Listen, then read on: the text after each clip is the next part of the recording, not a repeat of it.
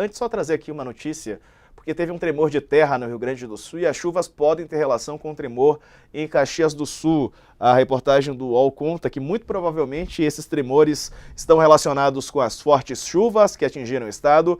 Para o UOL, Pedro Luiz Cortes, que é geólogo e professor da USP, explicou que quando o solo fica muito encharcado, ele tem um peso aumentado e fica mais instável em áreas de encostas. Então pode sim ocorrer um deslizamento completo de uma parte do solo ou uma acomodação natural dele. Dependendo do volume de solo, isso realmente pode causar um tremor de baixa magnitude, que foi o que ocorreu. O Metsu também disse que o excesso de chuva é a possível causa dos tremores de Caxias do Sul, já que o que aconteceu não foi um terremoto convencional.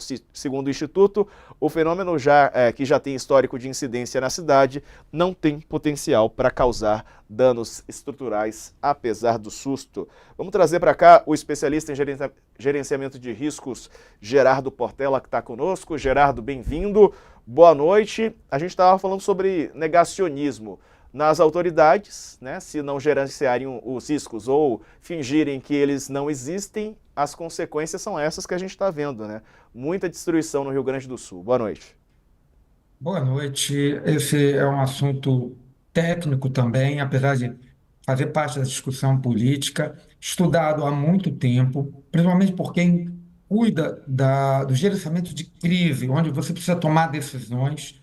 E o fator humano hoje, no mundo inteiro, ele é muito, muito, muito valorizado, porque nós ficamos muito tecnológicos, nossas cidades ficaram tecnológicas, nossas atividades, nossos equipamentos, mas o homem continua, tendo o seu comportamento, que às vezes ele acerta, às vezes ele erra. Às vezes esse erro é intencional, às vezes ele não é intencional. E muito importante para ele gerenciar uma crise, tomar decisões. Isso vai desde o indivíduo até a autoridade mais alta do país, é ele criar uma boa consciência situacional, entender a situação. Dentro desse contexto, fatores humanos é uma área de conhecimento que estuda esse comportamento, inclusive a psicologia dessas reações. E um dos vícios perturbadores da boa tomada de decisão é o negacionismo, que não deve ser confundido com aquela reação inicial que acontece com o comandante de uma aeronave, com um governador, ou mesmo com nós, no dia a dia. Por exemplo, se alguém informar às 3 horas da madrugada que a sua casa está pegando fogo, pode ser que você responda mentira. Pode ser que você diga não acredito. E aí você vai tomar consciência da situação. Por quê? Porque você teria que pegar a sua esposa, você teria que pegar suas crianças, alguma coisa, descer correndo as escadas de pijama. Então você, no primeiro momento, é normal e até correto você questionar e pedir um double check. Mas se você tem fumaça, você tem fogo, você tem outras pessoas gritando, desce que está pegando fogo, o telefone tocando, o interfone tocando, o grupo do WhatsApp avisando. Então, você tem muitas variáveis, você tem que transitar dessa fase inicial de questionamento mínima para uma reação rápida, senão você morre. Então, se você continuar nesse processo, diante dos fatos, negando os fatos, aí você está no vício, de negacionismo, que a gente estuda dentro do contexto de gerenciamento de crise profissional, né? Para um comandante de aeronave, que uma turbina um motor um e motor 2. O motor um falhou, comandante. Mentira. Confirma para mim. Confirmado. Então, a partir daí, se ele mantiver, não, não desligou, não, não quebrou, não, não, não está ruim, não. Ele está num processo kamikaze, digamos assim, de gerenciamento de crise. Ele precisa se basear em fatos e dados, senão ele tem que ser preparado para isso. Infelizmente, alguns gestores não estão preparados, e isso aí é inaceitável. Agora, com o advento da internet, essa reação humana de, num primeiro momento, resistir àquela demanda de ações em resposta à realidade, é explorada. Assim como o apelo sexual, o apelo do desejo da compra de um produto, a reação de negar ela existe, mas só que ela é maximizada, explorada na internet e acaba juntando, né, fazendo um ajuntamento de pessoas que não querem enfrentar o problema. E isso é uma reação normal desde a época bíblica do dilúvio, das narrativas do dilúvio. Então, isso é um fato do comportamento humano, mas não é aceitável a nível de gestores de risco e não é aceitável nem do cidadão comum, normal, porque depois de um certo período, a própria vida dessa pessoa vai estar sob risco. Então, sobre fatores humanos, engenharia de fatores humanos, o negacionismo é a diferença, pode ser a diferença entre o êxito de você se salvar e o desastre de você morrer. Portela, nesse seu exemplo, se um prédio está pegando fogo, as pessoas estão lá dentro, o sujeito pega um megafone, vai para frente do prédio e diz: fiquem aí que esse fogo não mata, não. Fiquem aí. Isso é criminoso.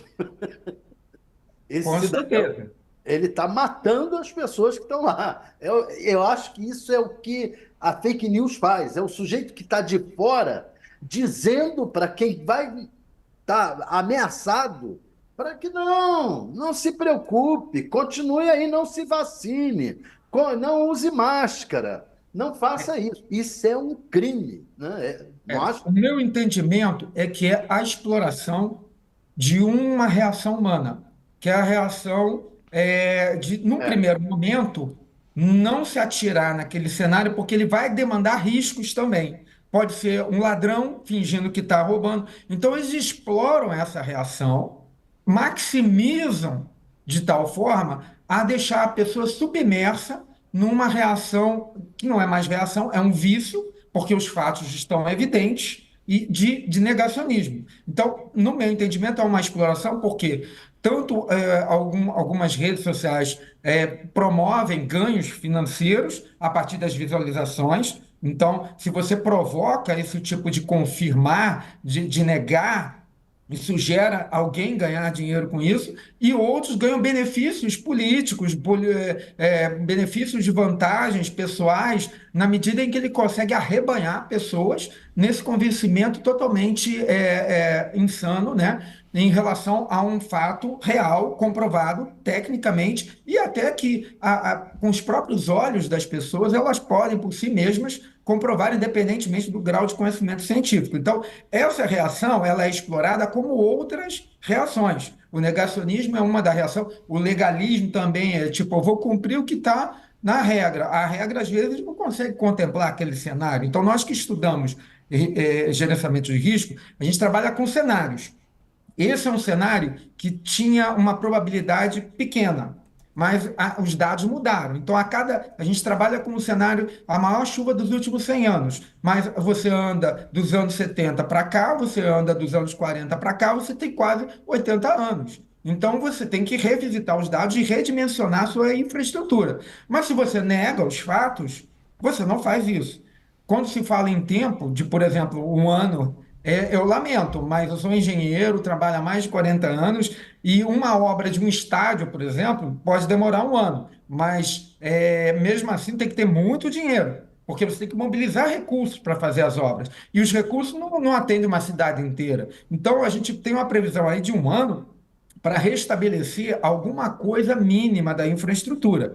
Mas o que a gente precisa é refazer toda a infraestrutura, inclusive o que acontece em Porto Alegre serve de sinal para as outras capitais, de outras cidades do Brasil, e ainda tem que fazer um plano de robustecimento, porque há eu diria, desde os anos 70, nós não temos feito o dever de casa de cuidar da infraestrutura para que ela acompanhe o crescimento urbano e as novas condições climáticas que são registradas cientificamente. Para a gente encerrar, Portela, o que pode ser feito na prática, né? O que as cidades podem fazer, os estados e o governo federal para evitar ou minimizar desastres, já que essas mudanças climáticas trazem eventos cada vez mais frequentes, né? Eventos extremos.